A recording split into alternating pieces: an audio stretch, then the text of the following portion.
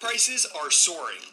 This chart shows the average price of a pound of steak and ground beef over the past year.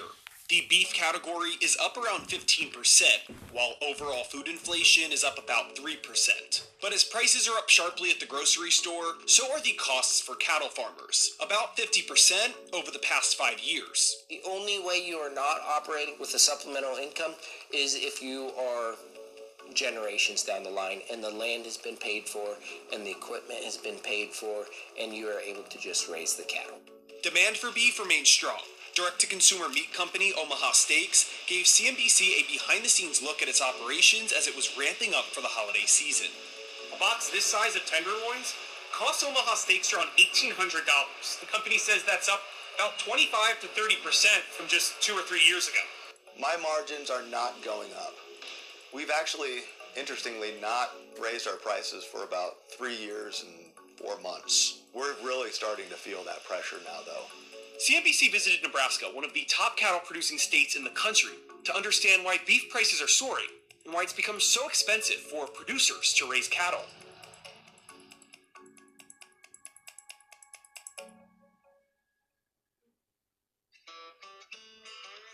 This is Talon Linneman.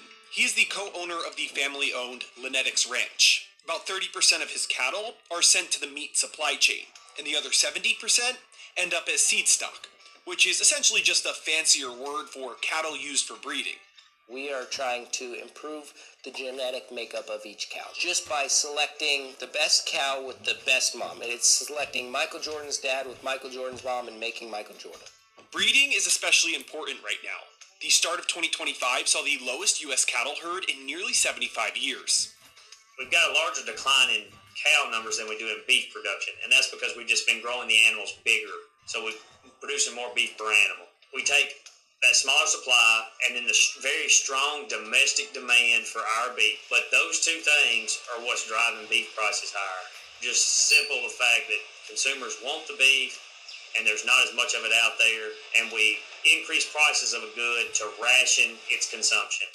Calves are typically born in the spring, and after 3 to 7 months, ranchers decide whether to keep the animal for breeding or sell it into the meat system.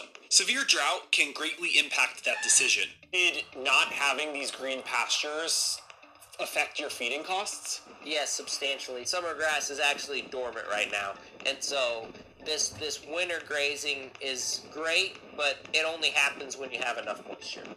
When there isn't enough grass, ranchers will often supplement with grain. And while the price of grain has come down significantly over the past couple of years, it's still an added cost that farmers may not normally account for. It's the big question right now for our producers. They have a 50-50 decision to make. Do we sell these cattle off into the supply system or do we hold them back? And I think when the money's on the table, there's an incentive to go ahead and sell those through the food supply system, especially when demand is so high from the consumer. But our producers are always looking long term. We still have to breed the animals. We have to build the herd. We are in for late 2027 before we really see any downward movement in beef prices in America. That is a long time yet. The natural expansion and contraction of the national herd is called the cattle cycle. It's simply supply and demand. When producers can get higher prices for cattle, they will likely retain more females for breeding. Then, of course, when supply increases, prices collapse, and again the herds contract. This cycle typically takes 8 to 12 years. Last year, when cattle prices started inching higher, if we'd have had adequate rainfall across most of cattle producing states, there would have been retention to start growing the herd last year. But it got dry at the exact wrong time. They went ahead and sold them because they weren't going to have the feed resources. The beef industry is less vertically integrated than, say, the poultry industry, where one company can more easily hatch, raise, and slaughter its own chickens. Cattle, on the other hand, are typically bought from a feedlot. But raising a chicken can be done in as little as 6 weeks, whereas it typically takes 18 to 22 months to raise a calf for meat. So it's much more difficult for one company to control all parts of that operation. That is why there are so many producers that specialize in different aspects of the industry. Hogs and poultry both have heavily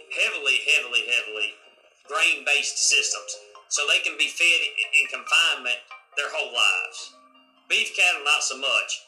But the profit margin for raising cattle is often razor thin.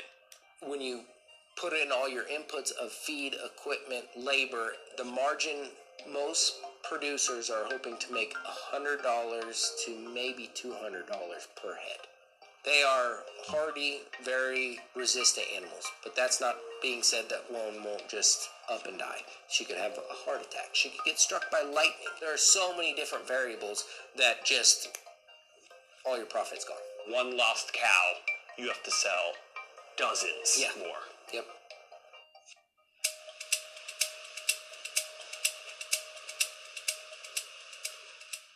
Despite high prices, demand for beef has continued to trend upwards over the past decade. Normally you see prices inflate, you see demand really go down, and that's that sort of economic relationship between supply and demand.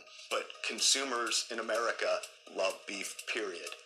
We have improved the quality of beef over the last few years tremendously. A few years ago, you'd be lucky to have 2 or 3% of the beef on the market would be prime. Now it's creeping up there into 10 or 12%. Prime is the USDA's highest grade for a cut of beef, defined by the amount of marbling or fat streaking within the meat. Omaha Steaks told CNBC that when it comes to purchasing its inventory, it can typically beat the spot market, meaning the commodity price, by 20 to 25%. We can buy it at prices that are competitive because we leverage freezing technology, and we can build inventory over a long period of time. Just down the hall right here are huge freezers where we're storing hundreds of millions of dollars in beef, ready to sell to America when Christmas time comes around. So we're building up that inventory. These flash freezers help preserve the flavor and quality of the beef, whereas a slower cooling process may cause damage to the beef at the cellular level.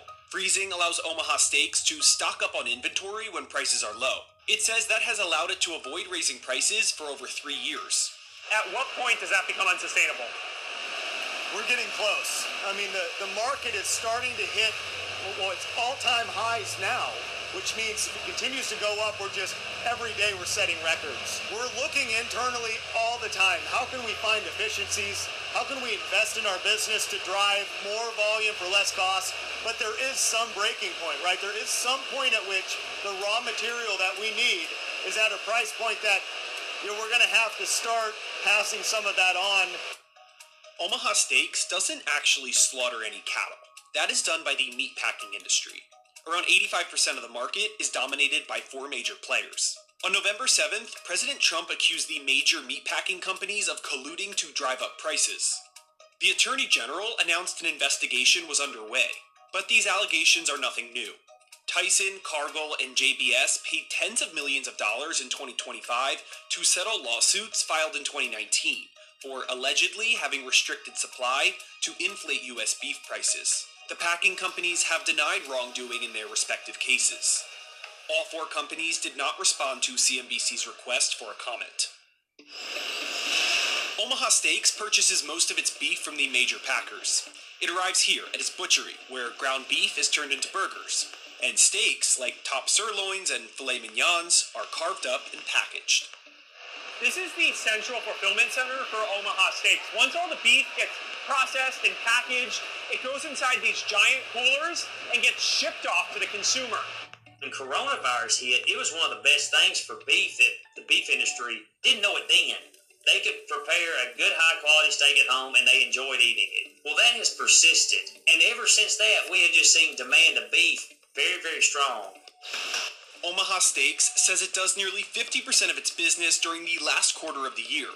In mid-December, it says it will be shipping 90,000 coolers out of this facility each day. So much of your business comes in the last few months of the year, around the holiday season. Is the goal to spread out some of that demand to other parts of the year? Absolutely. I want to de-risk the business. Having a huge spike in holiday is certainly fun, but it's hard to sleep at night. Let's just say that. At Corient, wealth management begins and ends with you. We believe the more personal the solution, the more powerful the result. We never lose focus on the life you want to build. It's time for wealth solutions as sophisticated as you are. It's time for Corient.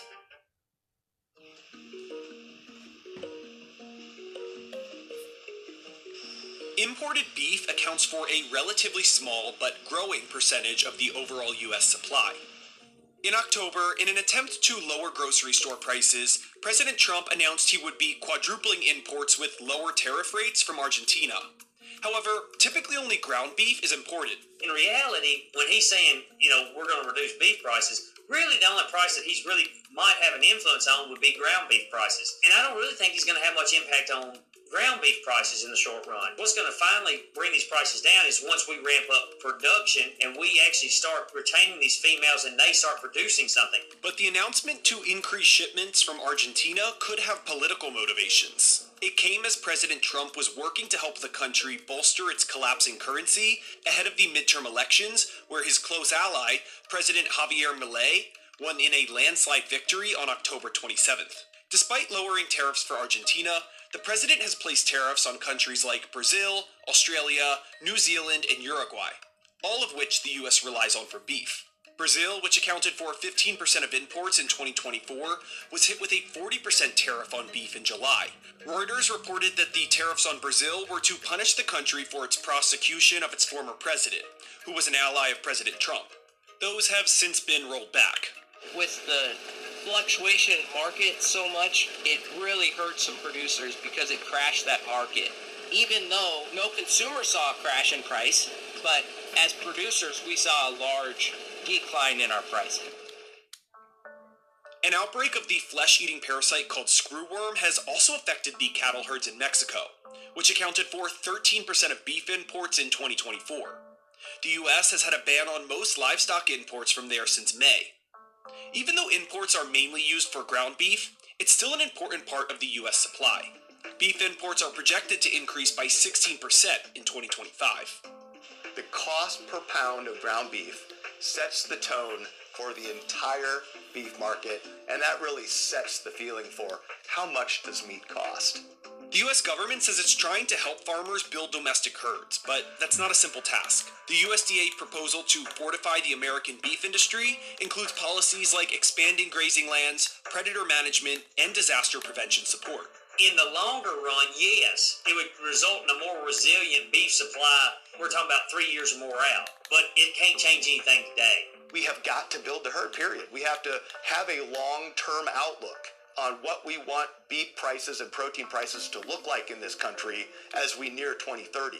If something doesn't change, if we're short-term minded, then we're going to have a much bigger problem 2 years from now than we have right now.